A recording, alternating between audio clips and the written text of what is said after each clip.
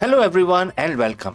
Today, we are diving into a topic that keeps every CEO, every leader, and frankly, everyone running a complex operation awake at night. The delicate, often conflicting demands of strategy versus execution. We all know the struggle, don't we? One moment we are trying to paint a grand vision for the future, thinking, 5, 10 years ahead. The next, you are deep in the weeds of daily operation, ensuring deadlines are met and processes are smooth. It's a constant tug of war, and finding balance can feel like chasing a mythical beast. But what if I told you that the wisdom to master this dual mandate isn't new? What we are trying to learn today is a profound insight for over 7,000 years. It was given 7,000 years ago offer, and this offers a surprisingly clear pathway. Today we are turning to ancient texts from Bhagavad Gita, and specifically chapter 3 verse 3, which provides a foundational lesson for modern leadership. Now you might be thinking, what is this enlightenment? What does that have to do with my quarterly targets or supply chain issues? And that's a fair question. But let's unpack this. The Gita isn't just about spiritual liberation, it's a profound treatise on human nature, duty, and effective action. Principles that are incredibly relevant to challenges faced by today's business leaders. The verse perfectly encapsulate what we call the CEO's dual mandate. Let's break down the two paths. Path 1, the path of knowledge, philosophy, and contemplation. In the business world, this is your strategy. This is where you, as a CEO, step back from the daily grind and you start doing things like visionary thinking. Where is your company headed in next 3, 5, 10 years? What is the ultimate purpose of the company? You start doing market analysis, understanding the landscape, the trends, the opportunities, and also the threats. You start innovating, brainstorming new products or services or a new business model. And then you also start doing deep reflections, asking the hard questions. Are we building the right things? Are we serving our customers effectively? What is our unique value proposition? It's a realm of architect, the philosopher, the long-term planner. It's about building the intellectual framework and the blueprint. The Gita calls this as a Jnana Yoga, the yoga of knowledge. For a CEO, it means cultivating a clear, insightful mind free from immediate distractions to chart the true north for the organization. Without this, you are just busy, not necessarily productive, like a ship without a compass. Path 2, the path of work or action. This is your execution. This is where the rubber meets the road, and then you start doing or thinking about operational excellence, turning those strategic blueprint into tangible result. You also start doing process optimization, ensuring efficiency, quality, and speed. And then team is very important. So team leadership, motivating, empowering, and guiding your people. And along the way, problem solving, addressing the day-to-day challenges, removing roadblocks. Ultimately, delivering results, meeting deadlines, hitting targets, satisfying your customers. It's a realm of a builder, the doer, and the operational mastermind. It's about constructing and building brick by brick. Gita offers and a solution to this and also refers this as a karma yoga, the yoga of action.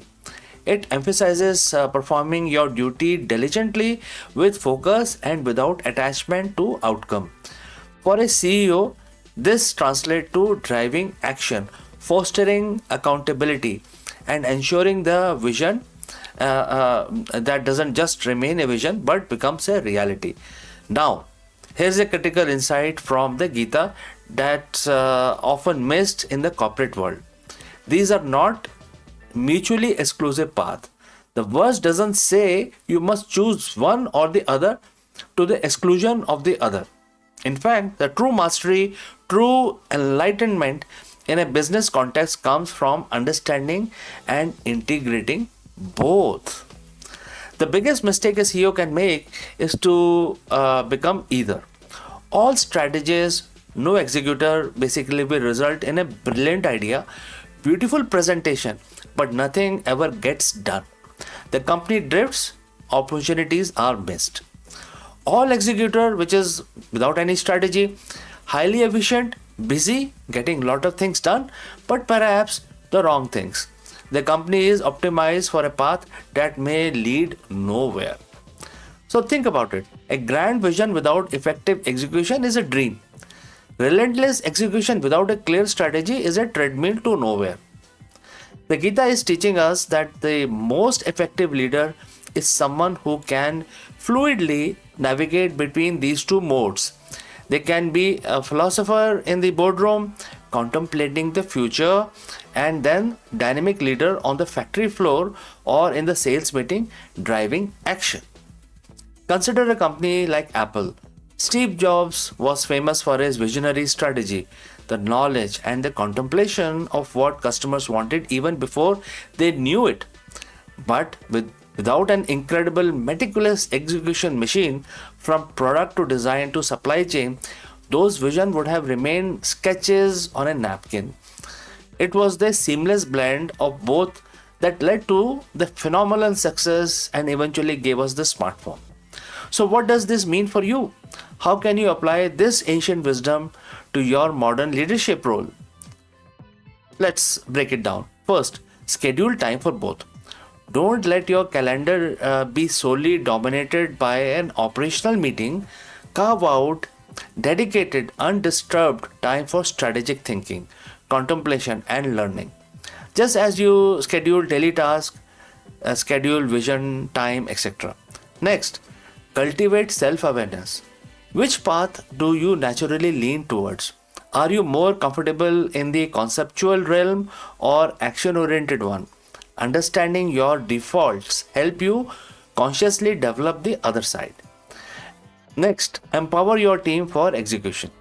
If you are a natural strategist, build a team around so that excels in execution, and then empower them fully, delegate effectively.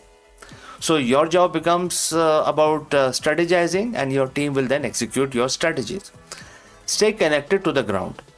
If you are a natural executor, ensure you are still regularly engaged with the big picture, questioning assumptions and checking if your actions align with the overreaching strategy.